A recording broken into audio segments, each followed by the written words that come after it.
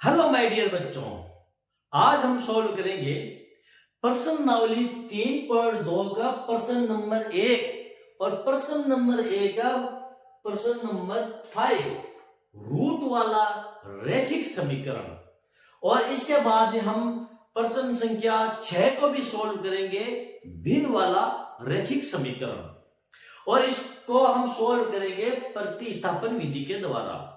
बच्चों, हमारा जो क्वेश्चन नंबर 5 है वो है √2x प्लस √3y बराबर 0, √3x माइनस √8y बराबर 0। बच्चों, इस प्रकार के क्वेश्चन को जब बच्चे देखते हैं तो वो घबरा जाते हैं कि ये रूट वाले जो समीकरण है वो कैसे सोल्व होंगे। बच्चों, ये रूट वाले समीकरण कोई अजीब चीज नहीं है, ये भी वैसे ही सोल्व होते हैं जैसे साधारण समीकरण सोल्व होते हैं। इसको देखकर घबराने की आवश्यकता नहीं है। इस प्रकार के क्वेश्चन बच्चों आप सोल्व करोगे तो आपकी प्रैक्टिस बढ़ेगी, आपका नॉलेज बढ़ेगा और आपकी क्वेश्चन को सोल्व करने की जो क्षमता है वो भी बढ़ जाएगी। बच्चों, चलो आज हम इस क्वेश्चन को सॉल्व करते हैं। बच्चों, इससे पहले देखो, मेरा जो चैनल है वो नया है और मुझे पक्का यकीन है आप भी मेरे चैनल पर पहली बार आए हो। तो बच्चों, आप मेरे चैनल को सब्सक्राइब कीजिए, इसे लाइक कीजिए ताकि मेरा भी हौसला बढ़े। ओके बच्चों, चलो हम हमारे इस क्वेश्चन को सॉल्व करते हैं। क्वेश्चन हमारा क्या दिया गया है? क्वेश्चन हमारा दिया गया है बच्चों √2x प्लस √3y बराबर 0, √3x माइनस √8y बराबर 0। बच्चों, ये हमारा समीकरण नंबर 1 है और ये हमारा समीकरण नंबर 2 है। अब हमें इसको प्रतिस्थापन विधि के द्वारा इसको सोल्व करना है। तो कैसे सोल्व करेंगे? बच्चों, आपको मालूम है प्रतिस्थापन विधि किसे कहते हैं। प्रतिस्थापन यानी एक जगह से हटाकर दूसरी जगह पर स्थापित कर देना, उसे कहते हैं प्रतिस्थापन। ये हमारा समीकरण नंबर 1 है। यदि हम इस समीकरण को उठा करके समीकरण नंबर 2 में शिफ्ट कर दें, इसमें घुसा दें, तो ये हुआ प्रतिस्थापन समीकरण नंबर 1 का समीकरण नंबर 2 में। यदि हम समीकरण नंबर 2 को यहां से उठाकर और समीकरण नंबर 3 में घुसा दें, तो ये हुआ समीकरण नंबर 2 का समीकरण नंबर 1 में प्रतिस्थापन। ओके बच्चों, हो गई बात क्लियर? चलो अब हम बढ़ते हैं आगे। अब प्रतिस्थापन करने के लिए बच्चों हम देखते हैं कि कौन से समीकरण को प्रतिस्थापित करना है। तो बच्चों, हम वो समीकरण देखेंगे जो हमारे लिए इजी हो, जिसको प्रतिस्थापित करना आसान हो। कैसे आसान? जिसकी संख्याएं छोटी हो, जिसको सरल करना हमारे लिए आसान हो, उसी समीकरण को हमें चूज करना चाहिए। ओके बच्चों, तो यहां पर हम समीकरण नंबर 1 को लेंगे। समीकरण नंबर 1 क्या हमारा? √2x प्लस √3y बराबर 0। यह हमारा समीकरण, हम इसे 3 मान लेते हैं। अब इसमें बच्चों या तो हम x का मान निकालेंगे या फिर हम y का मान निकालेंगे। तरीका दोनों का एक है और जो x या y का मान हमारे पास आएगा उस मान को उठा करके हम समीकरण नंबर 2 में रख देंगे। चलो पहले हम x का मान यहां पर ज्ञात करते हैं। √2x बराबर ये 0 और ये जो √3y है इसको हम बराबर के इस साइड में ले जाएंगे तो ये हो जाएगा माइनस का। अभी देखो यहाँ पर ये प्लस का है, जब ये बराबर के इस साइड में जाएगा तो ये माइनस का हो जाएगा। यहाँ पर हो जाएगा माइनस ये 3y। हो गया यहां तक? अब हम यहां से x का मान निकालेंगे। अभी तो √2x बराबर हुआ है, अब x का मान निकालेंगे तो क्या हो जाएगा? ये x बराबर माइनस √3y बट्टे √2। बच्चों, ये हमारे पास x का मान मिल गया है और ये हमारा समीकरण नंबर 4 है। अब इस x के मान को उठा करके बच्चों हम इस समीकरण नंबर 2 में शिफ्ट कर देंगे। कैसे शिफ्ट करेंगे? चलो यहां पर शिफ्ट करते हैं। हमारा समीकरण नंबर 2 क्या है? समीकरण नंबर 2 है under root 3x minus under root 8y बराबर 0। यह है हमारा समीकरण। और इसमें हमें क्या रखना है? x बराबर अंडर रूट 3y बट्टे अंडर रूट 2 को रखना है। कैसे रखेंगे?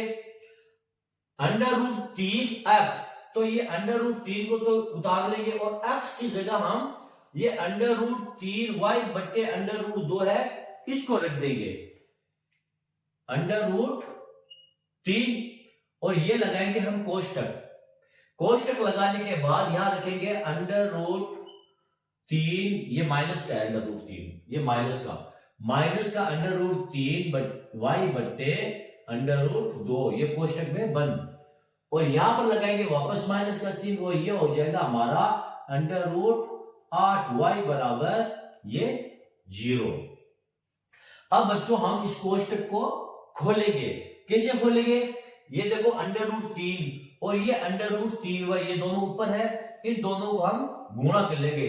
तो अंडर रूट और अंडर रूट गुणा होता है, तो ये अंडर रूट गायब हो जाता है, हट जाता है, और केवल संख्या रह जाती है।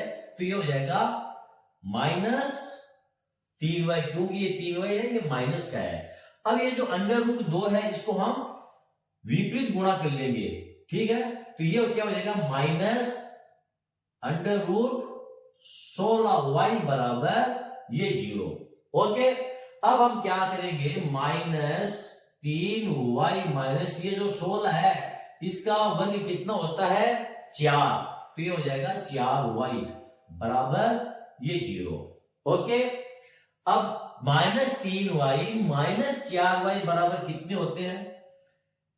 बराबर माइनस 7y बराबर 0।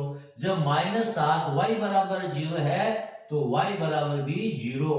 ये लो बच्चों, y का मान हम निकाल चुके हैं। y का मान हमारे पास आ गया है 0। अब जब y का मान बच्चों हमारे पास आ गया है, हमने इतनी लंबी चौड़ी प्रक्रिया कर ली है, अब x का मान निकालने में हमें इतनी लंबी चौड़ी प्रक्रिया करने की आवश्यकता नहीं है। इस y के मान को बच्चों आप चाहो तो समीकरण नंबर 1 में रख दो, आप चाहो तो समीकरण नंबर 2 में रख दो, आपका x का मान निकल जाएगा। हम हमारे इस y के मान को समीकरण नंबर 1 में ही रखेंगे। चलो यहां पर रखते हैं। हमारा समीकरण नंबर 1 क्या है? Under root 2x plus under root 3y बराबर ये 0। इसमें हम क्या रखेंगे? y बराबर 0 रखने पर क्या आ जाएगा? अंडर रूट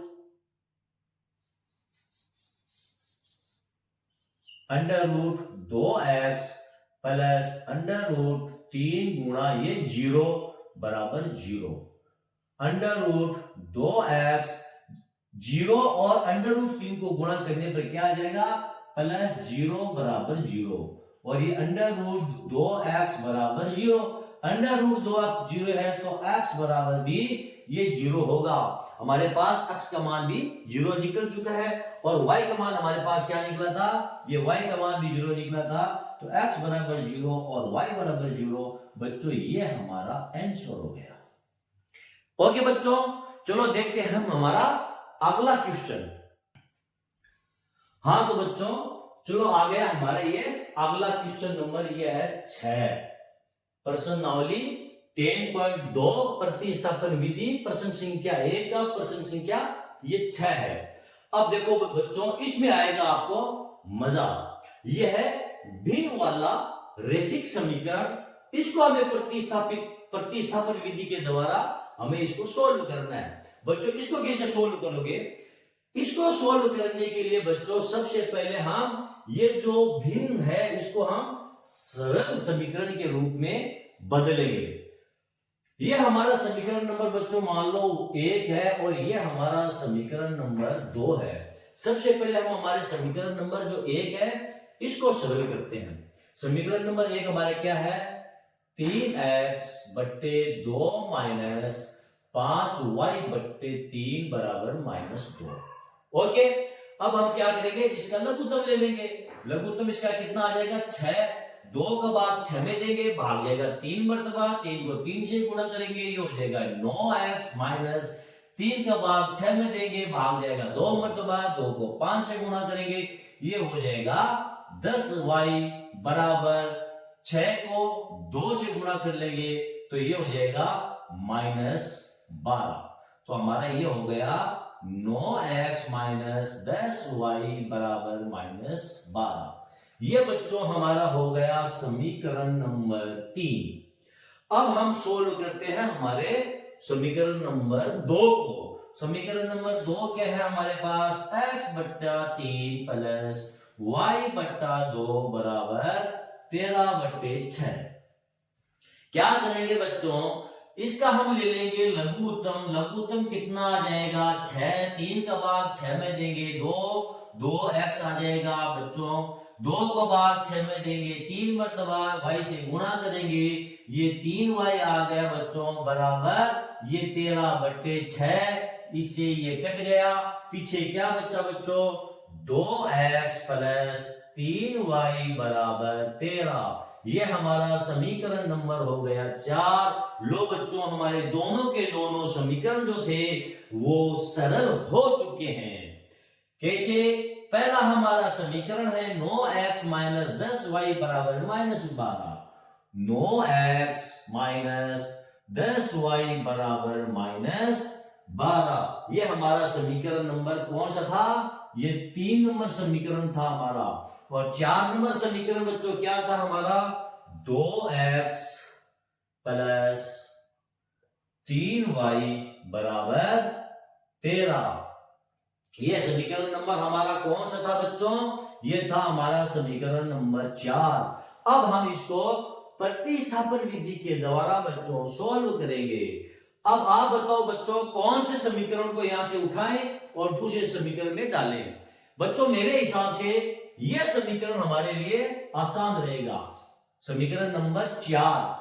इसको उठा करके समीकरण नंबर 3 में डालना हमारे लिए आसान रहेगा, क्योंकि इसमें 2 और 3 जो संख्याएं हैं वो छोटी संख्या है। तो हम समीकरण नंबर 4 को ही लेते हैं और इसको उठा करके समीकरण नंबर 3 में पहुंचा देते हैं। कैसे पहुंचाएंगे, समीकरण नंबर 4 को लेते हैं, क्या है 2x प्लस 3y बराबर ये 13। इसमें x का मान ज्ञात करते हैं तो क्या आ जाएगा, 2x बराबर 13 माइनस 3y और x बराबर 13 माइनस 3y बट्टे ये 2। ओके, ये हमारा x का मान निकल गया और ये हमारा समीकरण नंबर हो गया 5। अब समीकरण नंबर 5 को आप समीकरण नंबर इस 3 में प्रतिस्थापित कर दो। समीकरण नंबर 3 क्या हमारा, 9x माइनस 10y बराबर -12। इसमें समीकरण नंबर इसको प्रतिस्थापित करेंगे, x को, x का ये जो मान है 13 माइनस 3y बट्टे 2 को इसमें, तो यहां x की जगह इसको लिख देंगे 9 और कोष्टक x की जगह क्या लिखेंगे 13 माइनस 3y बट्टे 2 और ये हमारा कोष्टक। उसके बाद में क्या उतारेंगे, ये -10y बराबर माइनस ये 12। ओके, अब बच्चों इस कोष्टक को हम खोलेंगे, तो कैसे खोलेंगे, 9 को 13 से गुणा करेंगे तो कितना आ जाएगा 117 माइनस 9 3 27y। ये तो हमारा कोष्टक खुल गया। अब 2 को और 10 से गुणा कर लेंगे तो ये हो जाएगा -20 बराबर माइनस ये 24। ओके, आगे सोल्व करेंगे इसको तो कितना देगा -17 और सॉरी ये 20y है बच्चों, ठीक है। अब 117 को ले जाएंगे इस साइड में और -27 और -20 को हम जोड़ लेंगे तो -27 -20 कितने हो गए, ये हो गए 47y, ये है माइनस के बराबर, इसको इस साइड में ले जाएंगे तो ये हो जाएंगे -24 माइनस 117 बराबर कितने हो जाएंगे, यहां पर ले लेते हैं -47y बराबर माइनस ये हो जाएंगे 141, माइनस 24 और माइनस 117 कितने होते हैं 141, और y बराबर हो जाएगा माइनस 141 बट्टा माइनस 47, इसको जब काटेंगे तो बराबर 3, y बराबर 3। कॉन्ग्रेचुलेशन बच्चों, हमारा y का मान निकल चुका है, y बराबर 3 हमको मिल चुका है। अब बच्चों जब y बराबर 3 हमको प्राप्त हो चुका है तो अब x का मान निकालना हमारे लिए बहुत ही आसान है। आप चाहो तो इस y के मान को आप समीकरण नंबर 3 में रख सकते हो, आप चाहो तो समीकरण नंबर 4 में रख सकते हो। बच्चों हम इस y के मान को समीकरण नंबर 4 में ही रखेंगे। क्या समीकरण क्या है हमारा 2x प्लस 3y बराबर ये 13, इसमें हम रखेंगे y बराबर 3 को रखने पर क्या आ जाएगा, ये 2x प्लस 3 और ये कोष्टक में आ जाएगा 3 बराबर ये 13, 2x प्लस 9 बराबर ये 13 और 2x बराबर 13 माइनस 9, ये 2 इधर चला गया ना, तो 2x बराबर ये हो जाएगा 4 और x बराबर हो जाएगा ये 4/2 बराबर 2x का मान कितना आ गया बच्चों 2। कॉन्ग्रेचुलेशन, हमारे दोनों मान निकल चुके हैं, x बराबर 2 और y बराबर 2, ये दोनों मान हमारे y बराबर है ये 3, x बराबर 2 और y बराबर 3, बच्चों ये दोनों मान हमारे पास निकल चुके हैं। ओके बच्चों, चलो बच्चों यदि आपको मेरा ये वीडियो पसंद आया है तो बच्चों आप इसे लाइक कीजिए, आप इसे शेयर कीजिए, और बच्चों जैसे मैंने आपको पहले कहा मेरा चैनल नया है, मैं नया हूं और आप मेरे चैनल को देख रहे हो, आप भी नए हो, तो बच्चों प्लीज मुझे प्रमोट कीजिए, मेरे चैनल को आप सब्सक्राइब कीजिए। मिलते हैं अगले वीडियो में अगले क्वेश्चन के साथ, तब तक के लिए बच्चों धन्यवाद।